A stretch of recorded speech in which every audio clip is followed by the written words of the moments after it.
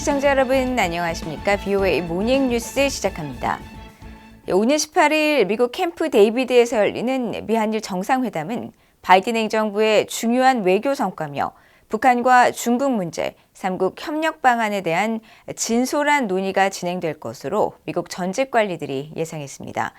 이들 관리들은 또 미한일 3국 정상회담을 정례화하거나 제도화하는 방안을 제안하기도 했습니다. 박형주 기자가 보도합니다. 미국과 한국, 일본의 정상이 국제회의 계기가 아닌 별도로 3국 정상회의를 개최하는 것은 이번이 처음입니다. 미국 대통령이 외국 정상을 대통령 별장인 캠프 데이비드로 초청한 것도 2015년 이후 처음입니다. 미국의 전직 관리들은 오는 18일 미한일 3국 정상회의는 바이든 행정부의 최대 외교 성과 중 하나라면서 북한 핵미사일 위협에 대응한 공조와 인도태평양 전략 등 안보 협력 강화 방안을 중점적으로 협의할 것으로 예상했습니다. 로버트 랩슨 전 주한미국 대사대리는 특히 북한 문제에 대해 미한일 3국이 결과를 도출하기 쉬운 주제라면서 북한이 도발을 늘리면서 최근 러시아, 중국과 유대를 강화하는 상황에서 이에 대응한 3국의 억지 태세 등을 더욱 강화할 것이라고 분석했습니다. 중국 문제에 대해선 중국 견제 메시지가 공동성명 등에 어느 정도 담길지가 관심입니다. 미첼리스 전 국무부 정책기획실장은 중국의 최근 행동, 공급망 문제, 왕이 외교부장의 복귀에 따른 영향 등 중국 문제, 우크라이나 전쟁 등에 대해 논의할 것이라고 예상했습니다. 토머스 신킨 애틀랜틱 카운실 선임연구원은 새 정상은 경제안보 문제에서 중국에 대한 많은 우려를 공유하고 있다면서 그러나 구체적 논의 내용들은 공개되지 않을 것으로 전망했습니다.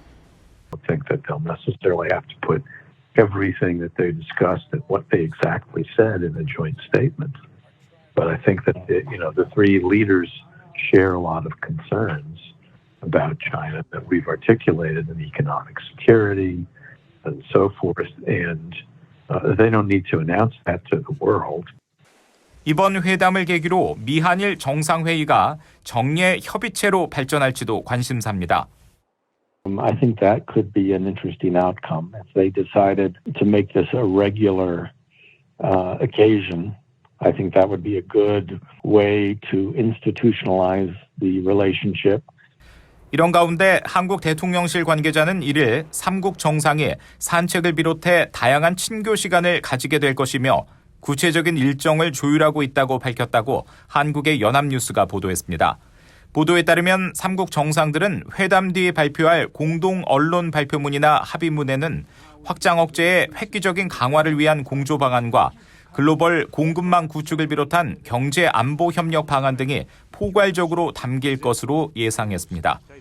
BOA 뉴스 박형주입니다. 일본의 기시다 후미오 총리는 오는 18일 미국에서 열리는 미한일 정상회의에서 북한 위협에 대한 대응을 논의하고 이번 정상회의를 계기로 미국과 한국의 정상과 각각 개별 회담을 열 방침이라고 밝혔습니다. 기시다 총리는 1일 정부 여당 연락회의에서 이번 캠프 데이비드에서 열리는 미한일 3국 정상회담과 관련해 북한 위협에 대한 대응과 법치에 근거한 자유롭고 열린 국제질서 유지 강화를 위해 전략적 협력을 한층 강화하는 기회로 삼고자 한다고 밝혔다고 일본 교도통신이 보도했습니다. 또 3국 정상회의 외에 미국의 조 바이든 대통령, 한국의 윤석열 대통령과 각각 회담을 할 계획이라고 밝혔다고 전했습니다. 미국 정부는 제11차 핵확산 금지 조약 NPT 평가회의 제1차 준비위원회 개막을 맞아 NPT에 대한 미국의 공약을 확인하는 성명을 내고 북한을 핵확산 금지 조약에 대한 주요 도전 중 하나로 지적했습니다. 매튜 밀러 국무부 대변인은 지난달 31일 성명을 통해 현재 미국이 직면한 도전은 NPT가 왜 필수 불가결하며 세계 핵 비확산 체제의 초석으로 남아있는지를 극명하게 상기시켜준다고 밝혔습니다. 또 북한은 NPT 탈퇴를 선언한 지 20년이 지난 지금도 핵무기를 계속 개발하고 핵 사용에 대한 위협적인 수사를 일삼고 있다고 지적하고 미국 대표단은 준비위원회 기간에 다른 당사국들과 함께 NPT를 더욱 강화할 것이라고 밝혔습니다. 이어 러시아의 우크라이나 원자력 시설 점거는 심각한 원자력 안전 문제를 초래하고 있고 중국의 급속하고 불투명한 핵무기 확장은 줄어들지 않고 있으며 이란의 핵 프로그램과 안전조치 준수에 대한 의무는 여전히 남아있다고 강조했습니다. 한국 정부는 북한의 러시아 무기 제공 정황과 관련해 북한에 대한 독자 제재에 나설지는 사실관계 등을 종합적으로 검토해 판단하겠다고 밝혔습니다. 한국 외교부의 임수석 대변인은 1일 정례브리핑에서 관련 질문을 받고 한국 정부는 북한의 불법적인 핵 미사일 개발에 기여하거나 북한 제재 위반 행위를 지원하고 관여하는 개인과 기관을 대상으로 독자 제재를 부과하고 있다고 밝혔습니다. 이어 러시아와 북한 간 무기 거래에 대해서도 자체적으로 파악한 사실관계와 관련법상 요건 충족 여부 등을 포함한 재반 사항 등을 종합적으로 검토해 나갈 예정이라고 밝혔습니다.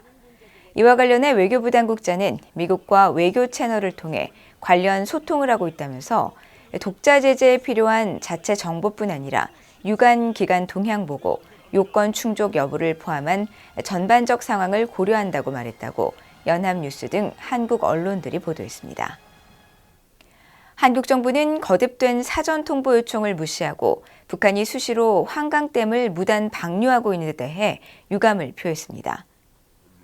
한국 통일부 당국자는 1일 기자들과 만나 북한이 지난달 중에 환강댐에서 수시로 방류하고 있는 것으로 파악한다면서 한국 정부의 거듭된 요청을 무시한 북한의 환강댐 무단 방류에 대해 매우 유감스럽게 생각한다고 밝혔다고 연합뉴스 등 한국 언론들이 보도했습니다. 한국 정부는 장마철을 앞둔 지난 6월 말 북한의 댐 방류로 접경 지역에 홍수 피해가 발생하지 않도록 방류 시 사전에 알려달라고 요청했고 지난달에도 이를 거듭 강조했지만 북한은 무응답으로 일관하고 있습니다.